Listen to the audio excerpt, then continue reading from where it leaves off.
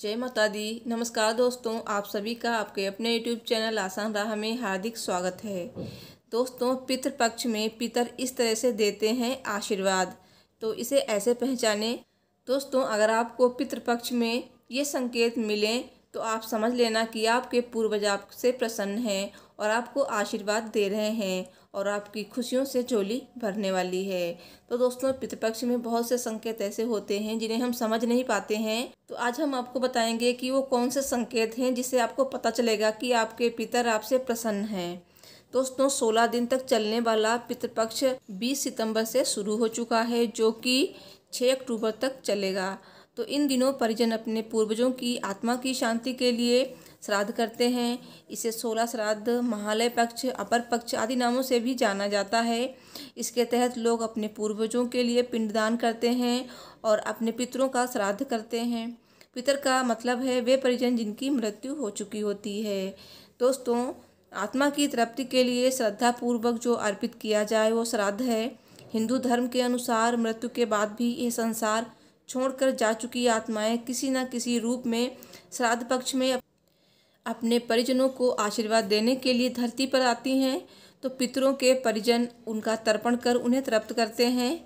इन 16 दिनों में सबसे पहले खाना गाय और कौवे को खिलाना चाहिए। गाय और कौवे के अलावा कुत्ते को भी भोजन कराया जाता है।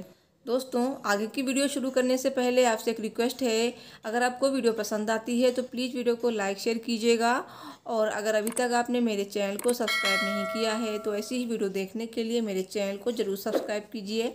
साथ ही कमेंट बॉक्स में जय श्री हरि विष्णु जी अवश्य लिखिए। भगवान विष्णु आपकी सभी मनोकामनाएं पूर्ण करेंगे। श्राद्ध पक्ष में गाय और कौवे के अलावा कुत्ते को भी भोजन कराया जाता है। दरअसल मान्यता के अनुसार जब धर्मराज युधिष्ठिर की मृत्यु हुई तो कुत्ता भी उनके साथ स्वर्ग गया था। तब से हिंदू धर्म में ऐसी मान्यता है कि कुत्ता अभी भी मृत आत्माओं के साथ स्वर्ग जाता है। वहीं कौवे को यमराज का वाहक माना जाता है, इसलिए ऐसा माना जाता है घर के आसपास आए कौवे को खाना खिलाना चाहिए। जबकि गाय में सभी देवी देवताओं का वास होता है, इस समय उन्हें भी भोजन कराया जाता है। दोस्तों, लेकिन क्या आप ये जानते हैं कि एक और जहां आपके पितृ पक्ष में पृथ्वी में आने के बावजूद पूर्वज आपके सामने अपने ही रूप में नहीं आ पाते हैं। ऐसे में कई बार जहां वे सपने में आपको इशारा करते हैं, वहीं इसके अलावा कुछ जीवों के रूप में भी आपको इशारा करते हैं। दरअसल पितृपक्ष में पितरों का श्राद्ध करना बहुत महत्वपूर्ण माना जाता है। मान्यता के अनुसार इस समय हमारे पितृ पशु पक्षियों के माध्यम से हमारे निकट आते हैं और गाय, कुत्ता, कौवा और चींटी के माध्यम से पितृ आहार ग्रहण करते हैं। दोस्तों, इन जीवों का ही क्यों चुनाव किया गया है, आइए ये जानते हैं। कुत्ता जल तत्व का प्रतीक है, चींटी अग्नि तत्व का प्रतीक है और कौवा वायु तत्व का, गाय पृथ्वी तत्व का और देवता आकाश तत्व का प्रतीक हैं। इस प्रकार इन पांचों को आहार देकर हम 5 तत्वों के प्रति आभार व्यक्त करते हैं। केवल गाय में ही एक साथ 5 तत्व पाए जाते हैं, इसलिए पितृपक्ष में गाय की सेवा विशेष फलदायी होती है। कौवे के रूप में ऐसे मिलते हैं संकेत। पितृपक्ष के दिनों में कौवे को ग्रास दिया जाता है। ऐसा इसलिए है क्योंकि मान्यता है कि कौवे पितर का रूप होते हैं और वे इन दिनों में अपने परिवार से मिलने कौवे के रूप में धरती पर आते हैं। पितृपक्ष में कौवों को भोजन देने का विशेष महत्व है।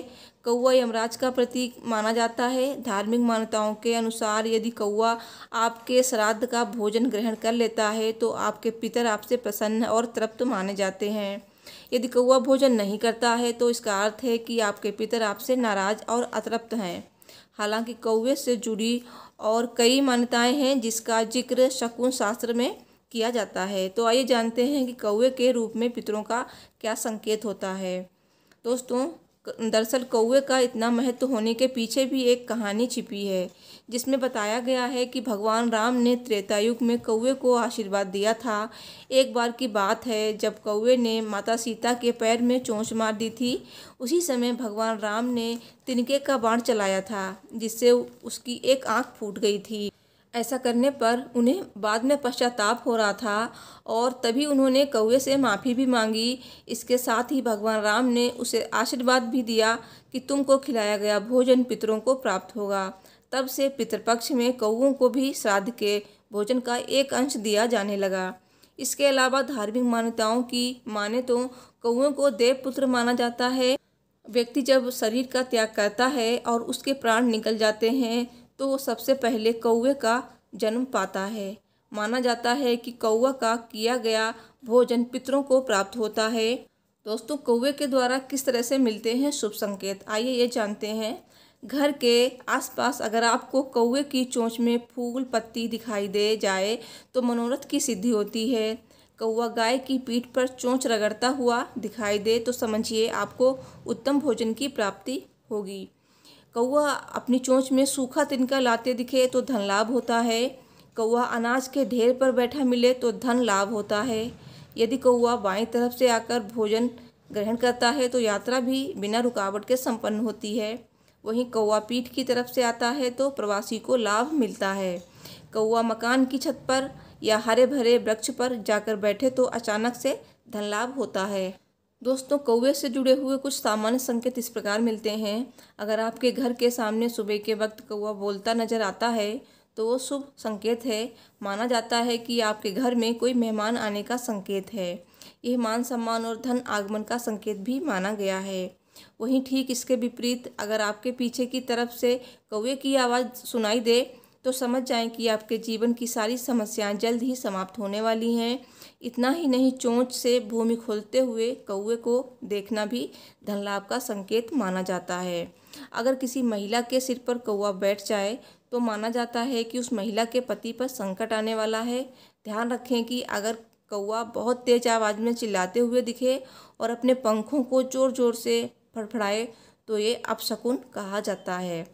कहा तो ये भी जाता है कि अगर आप कभी रास्ते में जा रहे हैं और आपको पानी पीते हुए कौवा दिखे तो यह आपको धन लाभ होने का संकेत हो सकता है। किसी काम में सफलता भी मिलती है।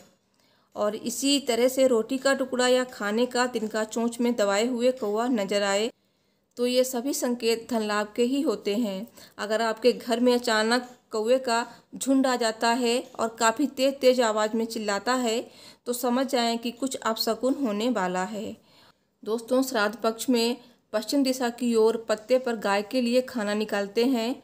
इसमें भोजन का एक हिस्सा गाय को दिया जाता है क्योंकि गरुड़ पुराण में गाय को बैतरणी नदी से पार लगाने वाली कहा गया है।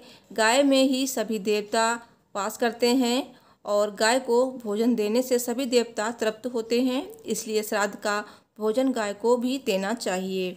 गाय से ऐसे मिलते हैं संकेत। यदि कोई गाय पितृपक्ष के दौरान बछड़े को दूध पिलाती दिखे, गाय आपके द्वारा प्रदान किया गया भोजन आसानी से कर ले और आपकी ओर देखकर अपनी जीभ को बाहर निकालते हुए हल्का सा आपको भी चाट ले, घर के दरवाजे के अंदर आकर अचानक गाय रंभाना शुरू कर दे तो यह संकेत सुख सौभाग्य का सूचक हैं। चींटी से शुभ संकेत इस तरह से मिलते हैं। श्राद्ध के दिनों में घर की छत पर या दीवार पर काली चींटियों का घूमना या रेंगना घर की उन्नति के लिए शुभ संकेत माना जाता है। दोस्तों, एक पक्षी होती है गौरैया। अगर वो आपके घर में आने लगे तो समझ लीजिए कि आपके कष्ट के दिन कटने वाले हैं और आपके घर में खुशहाली आने वाली है। क्योंकि गौरैया पक्षी का जोड़ा अगर आपके घर में आता है और कभी आपकी बालकनी में बैठता है, कभी छत पे बैठता है, कभी घर के अंदर आ जाता है तो ये बहुत ही ज़्यादा शुभ संकेत हैं। और दोस्तों, एक पक्षी होता है बुलबुल। तो बुलबुल अगर आपके घर पे आती है और बोलती है तो ये सबसे ज़्यादा शुभ संकेत होता है। दोस्तों, अगर ये सारे शुभ संकेत आपको मिल रहे हैं तो आप समझ लीजिए कि आपके पितर आपसे प्रसन्न हैं और आपको आशीर्वाद दे रहे हैं और आपके घर में खुशियां आने वाली हैं। दोस्तों, वीडियो पसंद आई है तो प्लीज़ वीडियो को लाइक शेयर कीजिए और मेरे चैनल को भी सब्सक्राइब कीजिए। मिलती हूँ नेक्स्ट वीडियो में। Thanks for watching. हर हर महादेव। जय माता दी।